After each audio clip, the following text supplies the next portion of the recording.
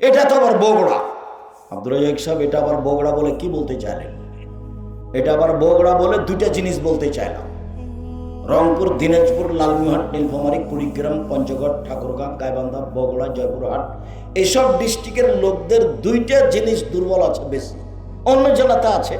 তার একটা হলো এরা শ্বশুরের কাছে যৌতুক নেই, টাকা নেই।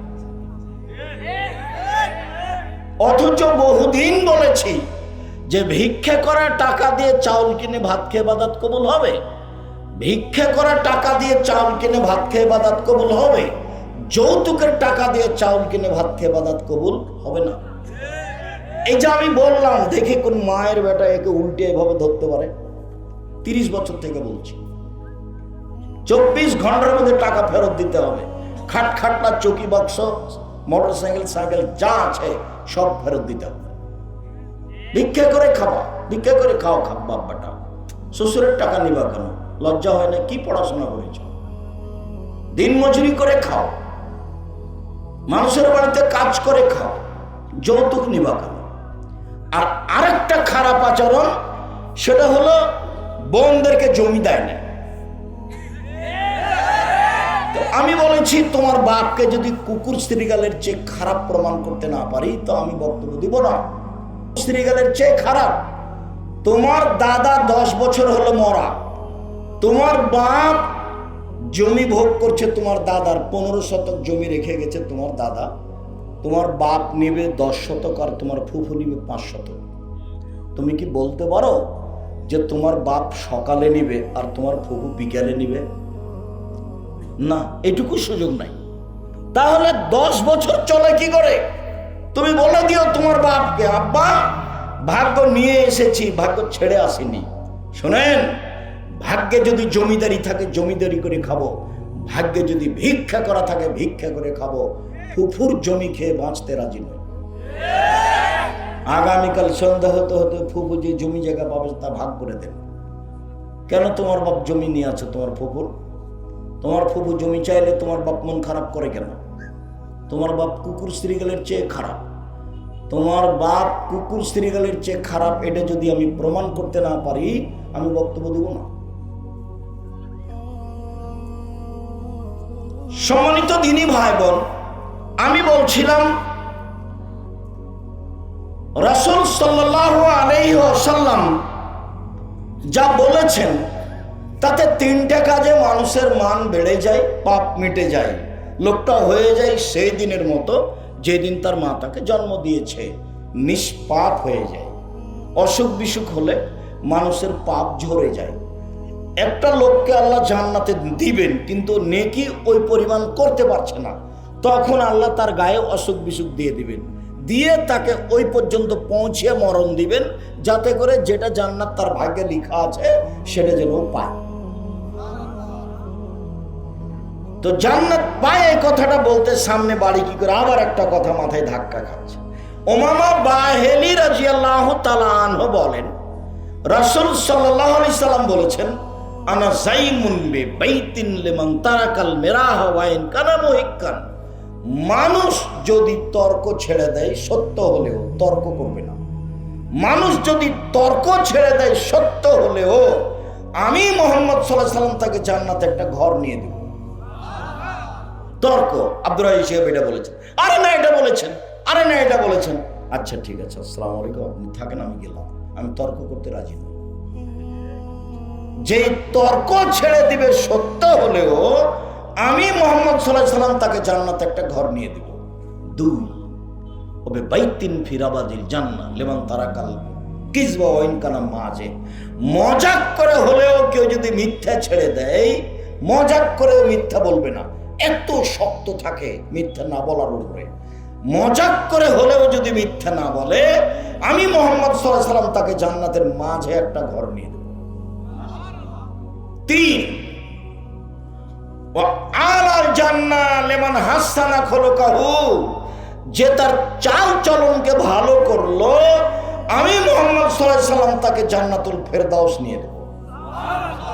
চাল চল, স্বভাব, শিষ্টাচার, ভদ্রতা, ভালো কথা, ভালো কর্ম।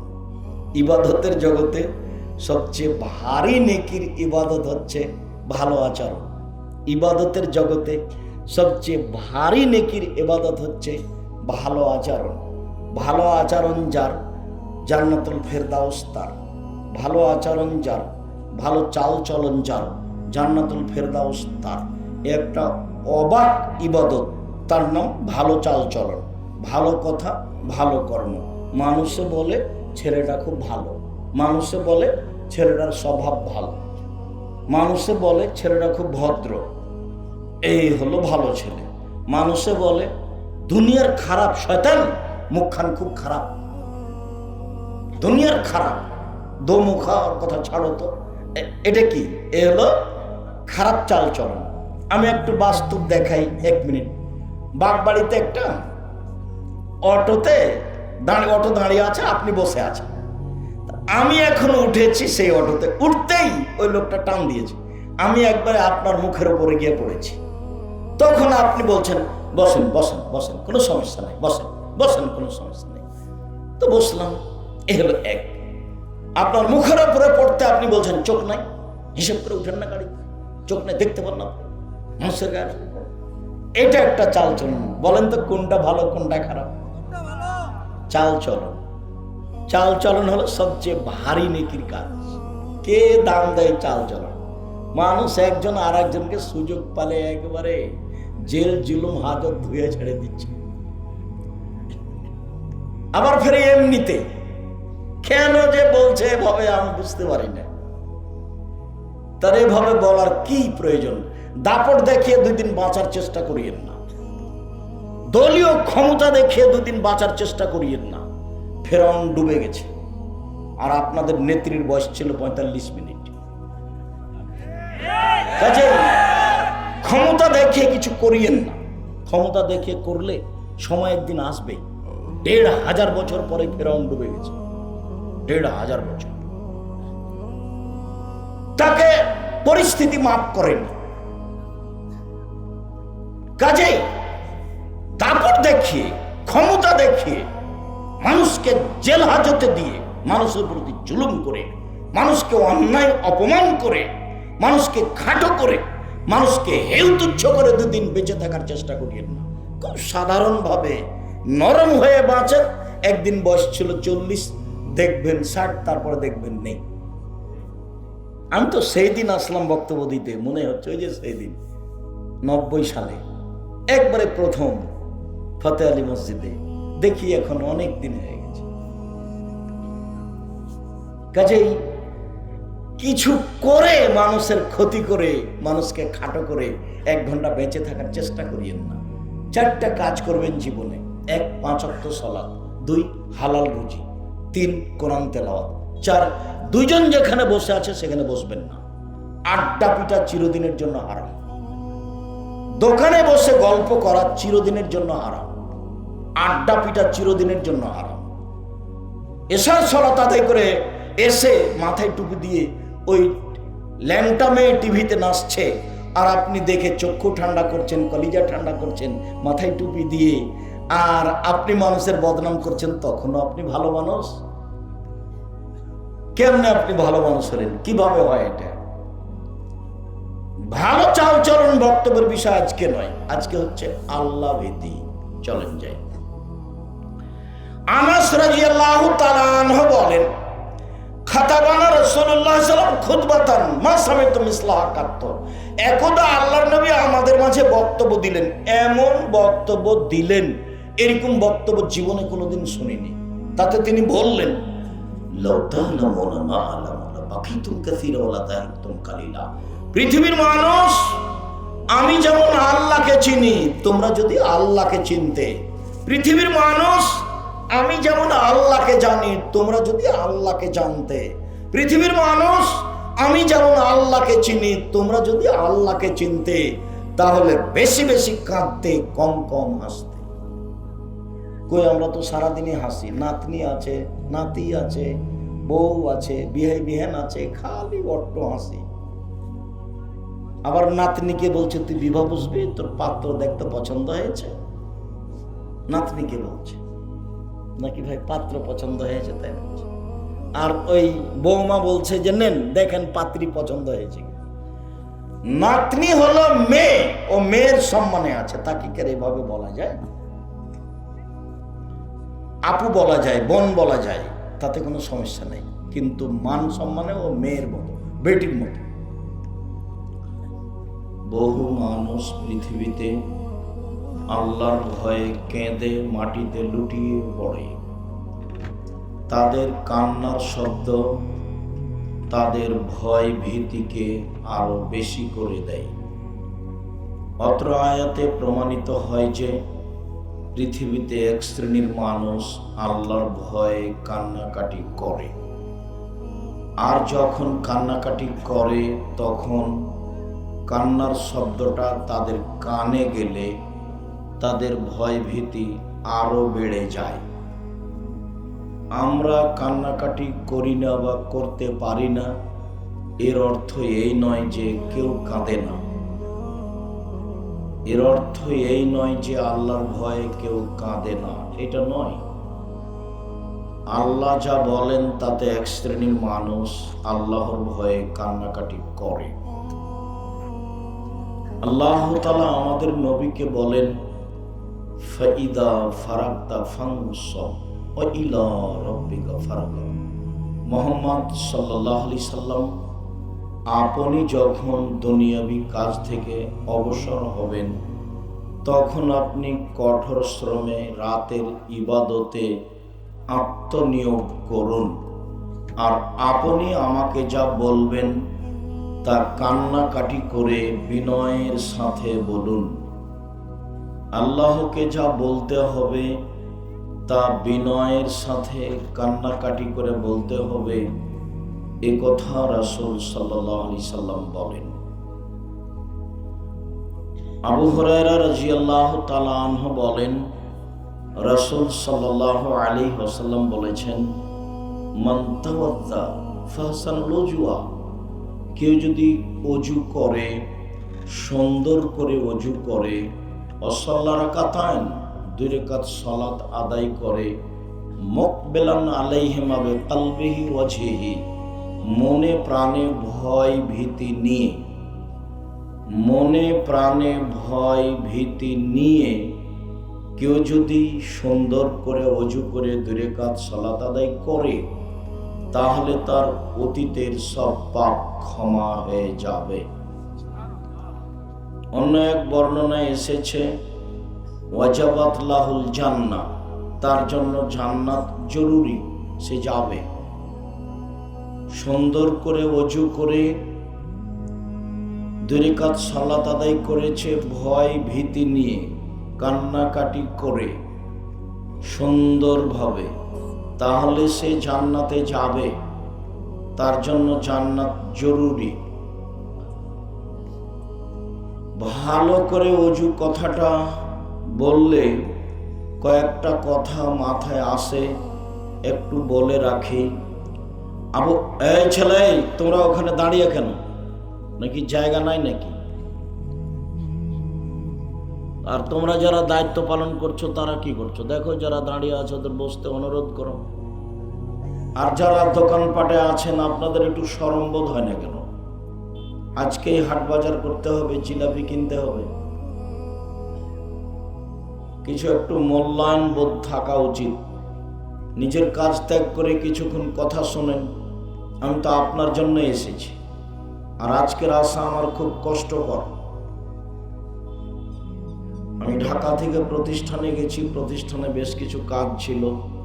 মাগরিবের পরে সেখানে আমি কাজগুলো শেষ করে রাস্তাতে ওই কোথায় যেন বিড়লদহ মাজারের ওখানে লোক থামিয়ে দেখলাম যে বেশ কিছু মানুষজন মসজিদে বসে আছে। ওখানে বেশ কিছুক্ষণ কথা বললাম, তারপরে আমি আসছি। আমি তো খুব ক্লান্ত বলে আমি মনে করছি, কিন্তু আপনি আজকে এসে দোকানে বসে আছেন কেন? বক্তব্য শুনতে এসে আপনার শরম হয় না কেন? আপনি কেন বসে থাকবেন ওখানে? নির্বাচন করে, দল সংগঠন করে ভিতর নষ্ট হয়ে গেছে নাকি? মানুষের বিরোধিতা করে, বদনাম করে, গালি দিয়ে। নষ্ট হবে, এটাই স্বাভাবিক। আলেম ওলামা হলে কি হবে? আলেম ওলামা একজন আর একজনকে একবারে ধুয়ে ছেড়ে দিচ্ছে, এমন বলছে। গত পরশুদিন এক মাওলানা সাহেবের সাথে দেখাতাম, বলছে আচ্ছা মাওলানা সাহেব, একজন মাওলানা যখন আর একজন মাওলানার বিরুদ্ধে বলে তখনও কি সে আলেম? তো শরম পাচ্ছে। কেমনে হয়? কই আমাদের তো বলার প্রয়োজন হয় না। আমি তো বহুদিন বলছি, প্রতিদিনই বলছি, 90 সাল থেকে আমি কারোর বিরুদ্ধে বলিনি, আছি তো, বলা লাগে না। পিছন দিকে তাকিয়ে দেখার প্রয়োজন নেই, আমি প্রয়োজন বুঝতেও পারি না। কোনো কর্ম আমাকে ভেবে করা লাগে না, সব এমনিতেই সামনে দাঁড়িয়ে আছে। সবাই বলছে সারা বাংলাদেশ জুড়ে জামিয়া সালাফিয়া গড়েন, তো বিভিন্ন জেলার লোক এসে আমার কাছে দাবি জানাচ্ছে, এতে আমার কোনো পরিকল্পনা নেই। এমনিতেই জামিয়া সালাফিয়া প্রায় 5000 ছেলে মেয়ে পড়াশোনা করে, 300 জন শিক্ষক শিক্ষিকা, 300 জন। তাতে ইন্ডিয়ান শিক্ষক আছেন যাদের অনেক বেতন, মদিনা বিশ্ববিদ্যালয়ের শিক্ষক আছেন যাদের বেতন লাগে না, যাতায়াত খরচ, খাওয়া খরচ অনেক। দেশের শিক্ষক আছেন যারা সৌদি আরব থেকে এসে থাকেন, তাদের রান্না বান্না খাওয়া ভিন্ন। যারা ইন্ডিয়া থেকে এসে থাকেন তাদের রান্না বান্না খাওয়া ভিন্ন। আমরা যারা গরিব মানুষ, আমাদের থাকা খাওয়া ভিন্ন। আমরা সাধারণ ছাত্ররা সাধারণত যা খাই তাই খাই, আমরা চেষ্টা করি। প্রতি মাসে বেতন লাগে 32 লক্ষ। 519 জন এতিম আছে, 519 জন। কোন মাদ্রাসাতে যখন ওই গতকালকে এক মাদ্রাসাতে ওই যারা হিফজ করেছে তাদের পাগড়ি দিচ্ছে, তা আমাকে একজন বলছে যে আপনি আপনার মাদ্রাসাতে যারা হাফেজ তাদের পাগড়ি দেন না কেন? তো বলছি আমি 60-70 জন হিফজ করে শেষ করেছি, কার পাগড়ি দিব এতগুলো মানুষের মধ্যে? তাহলে পাগড়ি দিতে তাহলে প্রোগ্রামটাই শেষ।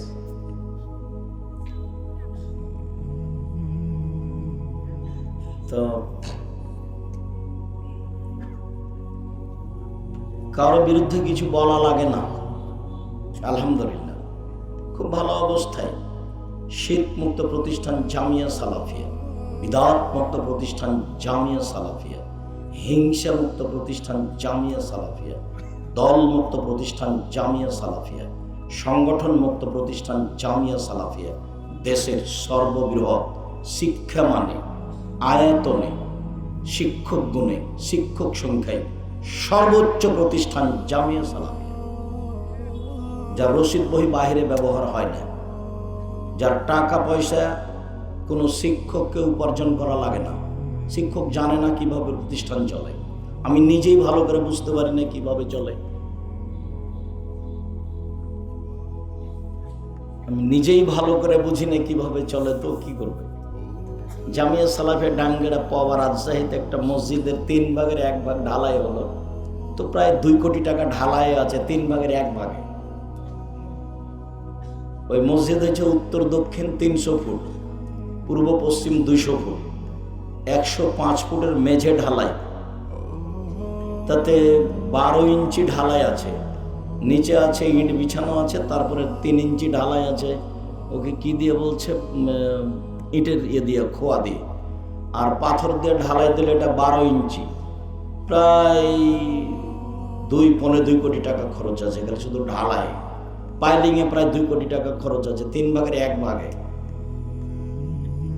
তা আমি দেখতে পাই যেভাবে হচ্ছে। বাংলাদেশে প্রতিষ্ঠান চলছে দিনাজপুরে, প্রতিষ্ঠান চলছে বরিশালে, প্রতিষ্ঠান চলছে রাজশাহীতে, প্রতিষ্ঠান চলছে রূপগঞ্জ নারায়ণগঞ্জে। রূপগঞ্জ নারায়ণগঞ্জ প্রায় 100 বিঘা জমির উপরে, প্রায় 100 বিঘা। মেয়েদের অংশ 22 বিঘা, মেয়েদের অংশ, যার একদিক থেকে একদিক 9 পয়েন্ট কম 1 কিলোমিটার। এগুলোর পিছনে আমি সময় দিই, ভাবি, চিন্তা করি, এগুলো নয়, স্বাভাবিকভাবে ধীরে চলছে হচ্ছে। আর এক শ্রেণীর মানুষ এত গুতা মারছে আর বদনাম করছে, ও একবারে জান ভরে বদনাম করছে, মন ভরে, মন ঠান্ডা করে। আবার আমার করা লাগে না, পিছন দিকে আমি দেখি না কে যে আছে, আর আমি মোবাইল তো চালাতে পারি না, কাজে দেখি না, কেউ একটু বললে শুনতে পাই। সম্মানিত দিনী ভাই বোন, সুন্দর করে ওযু। আবু হুরায়রা রাদিয়াল্লাহু তাআলা আনহু বলেন, রাসূল সাল্লাল্লাহু আলাইহি সাল্লাম বললেন, আলা আদুল্লুকুম মাইমাল্লাহু বিল খাতায়া ফাবিহি দারাজাত, আমি তোমাদের এমন একটা আমলের কথা বলে দিব না যাতে মান বেড়ে যাবে, পাপ মিটে যাবে। আমি এমন একটা আমলের কথা বলে দিব না যাতে মান বেড়ে যাবে, পাপ মিটে যাবে। কালু, সাহাবীগণ বললেন, বালা বলেন বলেন সেটা কি? মান বেড়ে যাবে, পাপ মিটে যাবে, ভালোই তো কথা। মান বেড়ে যাবে, পাপ মিটে যাবে, কথা তো ভালো, বলেন সেটা কি? তখন আল্লাহ রাসূল বলছেন, এক, ইসবাগুল ওযু, সুন্দর করে ওযু করা। দুই, কাসরাতুল খুতা ইলাল মাসাজিদ, পায়ে হেঁটে মসজিদে যাওয়া। তিন, ইন্তজারুস সালাত বাদাস সালাত, এক সালাতের পরে আরেক সালাতের অপেক্ষা করা। জোহর পড়েছি, আসর কখন পড়ব, কখন হবে, এই নিয়ে প্রতীক্ষমান থাকা। এই তিনটে যদি করে, মান বেড়ে যাবে, পাপ মিটে যাবে, পাপ মিটে যাবে, মান বেড়ে যাবে, পাপ মিটে যাবে, মান বেড়ে যাবে। তিনটে সুন্দর করে ওযু করা। সুন্দর ওযুর দুটা বাক্য থাকবে একটু পরে ইনশাআল্লাহ। এক, দুই হলো পায়ে হেঁটে মসজিদে যাওয়া। তিন, এক সালাতের পরে আর এক সালাতের অপেক্ষায় থাকা। মনে থাকবে না? মনে থাকবে। আব্দুল্লাহ ইবনে আব্বাস রাদিয়াল্লাহু তাআলা আনহু বলেন, একদা আল্লাহ তাআলা আমাদের নবীকে বললেন, মুহাম্মদ হাল তাদরি ফিমা ইখতাসিমুল মালাউল আলা, মুহাম্মদ আপনি কি বলতে পারেন উপরে কি নিয়ে হইচই হচ্ছে? আল্লাহ আমাদের নবীকে ডাকেন মুহাম্মদ বলে, জিবরাইল আলাইহিস সালাম আমাদের নবীকে ডাকেন মুহাম্মদ বলে, সাহাবীগণ আমাদের নবীকে ডাকতেন আল্লাহর রাসূল বলে। আল্লাহ রাসূল বলেছেন, আল্লাহ রাসূল করেছেন, আল্লাহ রাসূল দিয়েছেন। আর মাযহাবী লোকেরা আল্লাহ রাসূলকে ডাকে হুজুরে পাক সাল্লাল্লাহু আলাইহি ওয়াসাল্লাম। যেমন কোরআন শরীফ তেমন হুজুরে পাক, হুজুরে পাক। দুর্বল পয়েন্টে কোনোদিন যাওয়া লাগেনি। কোরআন শরীফ চলবে না, শরীফ শব্দ চলবে না, এটাই চূড়ান্ত। পৃথিবীর কোনো পথ দিয়ে ওটা বৈধ করার কোনো পথ নেই। দুনিয়া একদিকে হয়ে গেল। যখন করোনা শুরু হয়েছিল তখন আমি বলেছিলাম, সারা পৃথিবীর মানুষ যদি বলে 3 ফুট পর পর দাঁড়াতে হবে, তবে এটা বৈধ হবে না। মুহাম্মদ সাল্লাল্লাহু আলাইহি সাল্লামকে আবার বলতে হবে পৃথিবীতে এসে যে 3 ফুট পর পর দাঁড়ানো যায়। যেহেতু মুহাম্মদ সাল্লাল্লাহু আলাইহি সাল্লাম কিয়ামত পর্যন্ত আর কোনোদিন আসবেন না, কাজে 3 ফুটের বৈধতাও হবে না, কোনো পথ নেই। বলেছিলাম করোনার আমি 5 পয়সা জিরো দাম দিনে যে যার করোনা হয়েছে তার সাথে একসাথে খাবো, যে করোনায় মারা গেছে তার জানাজা দেবো, গোসল দেবো, সব কিছু করবো, আমি করব। এতে যদি আমাকে করোনা ধরে, তা আমি বলবো না যে তার কারণে ধরেছে। আমি বলবো পৃথিবী সৃষ্টির 50,000 বছর পূর্বে আমার ভাগ্যে করোনা লেখা হয়েছিল, সেই জন্য ধরেছে। মাস্ক দিয়ে আমি ভাগ্য বাড়াতে চাইনি। দুবাই ওই সময় গিয়ে বলছে আপনি মাস্ক লাগান, জরিমানা হলো 3,000 দিরহাম, অনেক টাকা। 3,000 দিরহাম। বলে আচ্ছা চলো জরিমানা লাগুক তো, তারপরে দেখা যাবে। মাস্ক দিয়ে ভাগ্য বাড়াতে রাজি নই, বিশ্বাস করি ভাগ্যকে। আল্লাহর নবী বলছেন, মানুষ যখন সৃষ্টি করেছেন আল্লাহ, তখন লিখেছেন হায়াতাহু ওয়া মাউতাহু ওয়া রিজকাহু ওয়া মাসাইবাহু, লিখে দিয়েছেন তার জীবন, লিখে দিয়েছেন তার মরণ, লিখে দিয়েছেন তার রুজি, লিখে দিয়েছেন তার অসুখ বিসুখ, মাসাইবা, রোগ ব্যাধি, করোনা লিখা আছে। তো যদি লিখা হয়ে থাকে, এখন যদি ও পাথরের মধ্যে ঢুকে যায় তবুও করোনা ধরবেই। আর যদি লিখা না থাকে, যার করোনা হয়েছে আর গায়ের সাথে গাও লাগিয়ে যদি থাকে তো ধরবে না। এইভাবে ভাগ্যকে বিশ্বাস করি। অতএব মাস্ক দিয়ে ভাগ্য বাড়াতে আমি আব্দুর রাজ্জাক বিন ইউসুফ প্রস্তুত নই। সারা দুনিয়ার মানুষ যদি মাস্ক লাগাই তবু আমি আব্দুর রাজ্জাক বিন ইউসুফ মাস্ক লাগাবো না। যদি হিসাব নিকাশ করে বাঁচত মানুষ করোনা থেকে, তাহলে ঢাকার ফিউচার পার্কের মালিক আর মারা যেত না করোনায়। ওরা তো দেশের পানি খায় না। আর করোনা যাকে হয়েছে সে যা খাচ্ছে নিচে ফেলে দিচ্ছে, ওটা ফকির খাচ্ছে, ওকে করোনা ধরে না। আর একজনের বউ পাশে যায় না, আর একজনের বউ করোনা যার হয়েছে তার গায়ের সাথে লাগিয়ে ঘুমাচ্ছে, তো বউকে করোনা ধরে না। একবার দিন রাত দেখছে, তারপরে একবারে এমনি মানুষ থেকে গেছে যে হুজুরে উল্টে গেছে। সে দাপট কত মিম্বারে দাঁড়িয়ে। সম্মানিত দিনী ভাই বোন, আল্লাহ বলছেন মোহাম্মদ, জিবরাইল বলেন মোহাম্মদ, সাহাবীগণ বলতেন আল্লাহর রাসূল, মাঝহাবি মানুষেরা বলে হুজুরে পাক।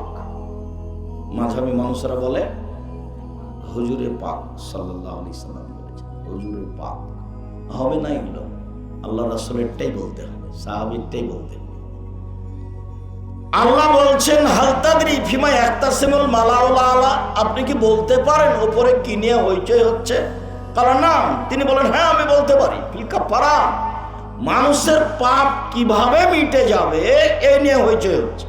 কি করলে মিটে যায়, কি করলে মিটে যায় এই নিয়ে হইচই হচ্ছে। কি করলে? এক, ইসবাগুল ওযু, সুন্দর করে ওযু করলে। দুই, আল মাসহুল আল আকদাম, পায়ে হেঁটে মসজিদে গেলে। তিন, আল মাকসু ফিল মসজিদ বাদা সালাওয়াত, সালাতের পরে মসজিদে বসে বসে তাসবিহ তাহলিল জিকির আজকার করলে। সালাম ফেরার পরে লাফ দিয়ে দাঁড়িয়েছে, ঘুরে তিনটায় আসলো, পাপ মিটে যায়, মান বেড়ে যায়। এক, সুন্দর করে ওযু করলে। দুই, পায়ে হেঁটে মসজিদে গেলে। তিন, সালাতের পরে মসজিদে বসে তাসবিহ তাহলিল জিকির আজকার করলে। এখন আল্লাহ রাসূল বলছেন মান ফালা আশা বেখাইরিন মাতা বেখাইরিন, এটা যে করলো তার মরে যাওয়া ভালো, তার বেঁচে থাকা ভালো, তার মরে যাওয়া ভালো, তার বেঁচে থাকা ভালো, তার মরে যাওয়া ভালো, তার বেঁচে থাকা ভালো, দুটাই সমান। এরপর আল্লাহ রাসূল বলছেন ওয়া কানা মিন খাতিয়াতিহি কা ইয়াউমিন ওয়ালাদাত উম্মুহু, লোকটা হয়ে গেল পাপ থেকে সেই দিনের মতো যেদিন তার মা তাকে জন্ম দিয়েছে। লোকটা পাপ মুক্ত হয়ে গেল সেই দিনের মতো যেদিন তার মা তাকে জন্ম দিয়েছে, নিষ্পাপ হয়ে গেল। নিষ্পাপ হওয়ার আরো দুটা কথা আছে। এক, মানুষ যদি হজ করে, হজ যদি কবুল হয়, তাহলে মানুষ নিষ্পাপ হয়ে যায়, সেদিনের মতো হয় যেদিন তার মা তাকে জন্ম দিয়েছে। আরেকটা, মানুষ যদি অসুখ বিসুখ হয় তারপরেও যদি বলে আলহামদুলিল্লাহ, তাহলে লোকটা হয়ে যায় সেদিনের মতো যেদিন তার মা তাকে জন্ম দিয়েছে, নিষ্পাপ হয়ে যায়। মানুষ তো এখন অর্থ সম্পদ থাকলে খালি একটু অসুখ হলেই সিঙ্গাপুর, অসুখ বিসুখ হলেই সামান্য সিঙ্গাপুর, আরো ইন্ডিয়া, কোথায় কোথায় চেন্নাই, একটু ধৈর্য ধারণ করে না। অথচ আল্লাহ নবী বলছেন যে মানুষের যদি জ্বর হয়, জ্বর, তাহলে তার শরীর থেকে পাপ ঝরে যায়। লোহা, চাঁদি, স্বর্ণ কামারের হাপরে, কামারের ভাটিতে দিয়ে লাল হয়ে যাওয়ার পরে লোহাতে যে মরিচা আছে ওটা ঝরে যায় যেমন, স্বর্ণে যে মরিচা আছে ওটা ঝরে যায় যেমন, জ্বর হলে মানুষের পাপ ঝরে যায় তেমন। হাদিস বুখারী মুসলিম। একটুকু দেরি করে না, ধৈর্য ধারণ করে না, টাকা পয়সা এভাবে খরচ করে। তিন ধরনের মানুষ নিষ্পাপ হয়। এক, সুন্দর করে ওযু করে পায়ে হেঁটে মসজিদে গিয়ে সালাতের পরে বসে বসে তাসবিহ তাহলিল করলে। মনে থাকবে না মনে হয়? দুই, হজ কবুল হলে। তিন, বলো, অসুস্থ হলে আলহামদুলিল্লাহ। অসুস্থ হলে আলহামদুলিল্লাহ বললে লোকটা হয়ে যাবে সেই দিনের মতো যেদিন তার মাতাকে জন্ম দিয়েছে। একটু বলে রাখি, সুন্দর অজু, সুন্দর অজু হলো সব অঙ্গ 3 বার করে ধুইতে হবে।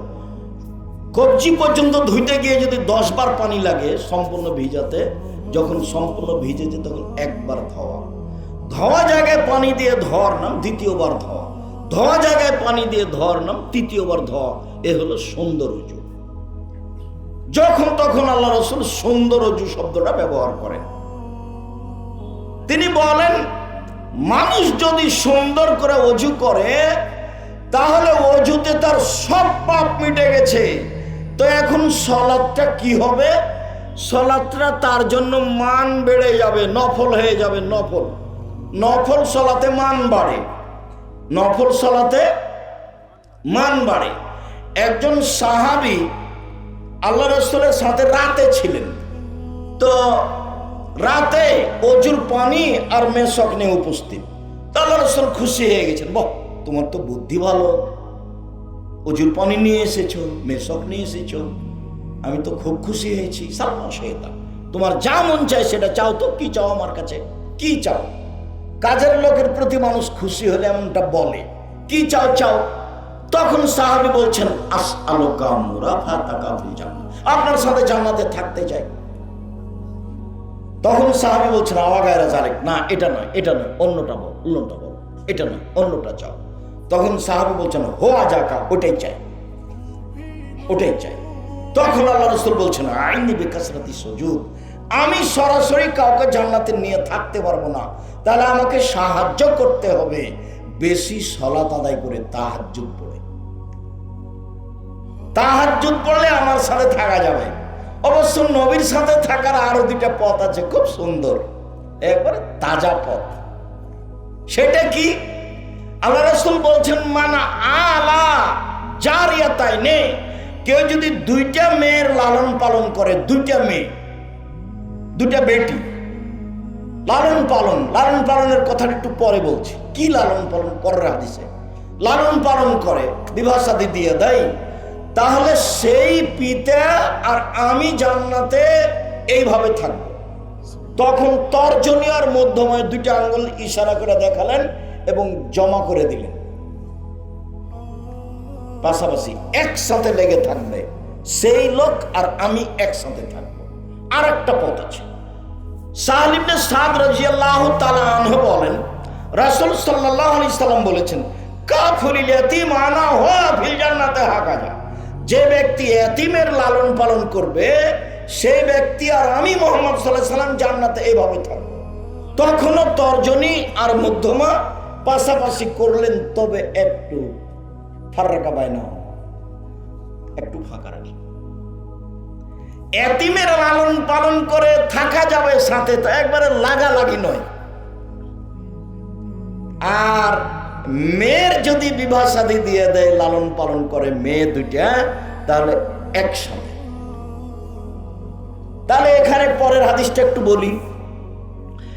আল্লাহ রাসূল বলছেন যে, মান আলা সালাসা বানাতিন, কে যদি 3টা মেয়ের লালন পালন করে, 3টে বেটির লালন পালন করে, কিভাবে? ফাআল্লামাহুন্না, তাদের বিদ্যা শিখিয়ে দিল। 2 ওয়া আদাবাহুন্না, তাদের শিষ্টাচার শিখিয়ে দিল। 3 আহসানা ইলাইহিন্না, তাদের সাথে ভালো আচরণ করলো, বিবাহ শাদী দিয়ে দিল। তাহলে সেই মেয়ে 3টা পিতার জন্য জাহান্নাম থেকে অন্তরাল হবে। ওইদিকে জাহান্নাম আর এইদিকে ওর পিতা পিছনে, আর ওরা 3টে মেয়ে মাঝামাঝিতে আছে। ওরা বলবে আগে আমার বাপ জান্নাতে যাবে, তারপরে কোনো কথা। একবারে শক্তভাবে বেঁকে বসবে, আমার পিতার জান্নাত আগে, তারপরে কোনো কথা। আরে এখন যদি একটা মেয়ে জন্ম নেয়, তাহলে দাদি নানি বলে, কি করবি রে, কি করবি, ডিপিএস খুল। আর একটা যদি জন্ম নেয়, তাহলে মন খুব খারাপ, গরু গাভী কিছু কিন, কি করবি। যদি 3টে হয়, তাহলে হচ্ছে বউ তালাক দে, বউ তালাক দে, বউ চলে যায়। মানে জাহেলের দিয়ে পূর্ণ। মা বেটি ছেলে বাপ কেউ শিক্ষিত নয়, সবাই পশু প্রাণীর মতো। বোঝে না ওরা, অন্তর আছে বুঝে না, বোঝা দরকার। দেখেও দেখে না ওরা, চক্ষু আছে দেখে না, শোনেও শোনে না ওরা, কান আছে শোনে না। উলায়েকা কাল আনাম, তারা পশু প্রাণীর মতো, তারা গরু ছাগলের মতো, তারা কুকুর স্ত্রীর মতো, বালুম বাজার বরং তার চেয়ে খারাপ। বাপ যে শিষ্টাচার শিখিয়ে দিবে, বাপ শিষ্টাচার জানে, বাপের বাপ জানে না শিষ্টাচার কাকে বলে, আর বাপও জানে না শিষ্টাচার কাকে বলে।